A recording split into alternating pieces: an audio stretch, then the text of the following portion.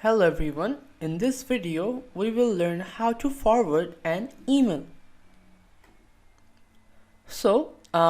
Basically when we forward an email, it means we are sending the email to multiple persons, we are delivering the email to one or more different email addresses.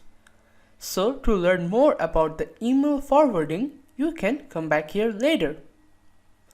So this is how we are going to implement this video. Now let's get started. So now I'm going to open my Outlook from my Windows. So now let's say I want to forward this particular email. So I have to just simply right click on it, click on forward, then click on yes. So now I need to select who I'm sending the email to. I'm going to, let's say, select this email, info@textforyu.com. You can just click over here. So the subject, it is over here. I'm going to, let's say, add the review. And then I can just click on send. So now it has been sent.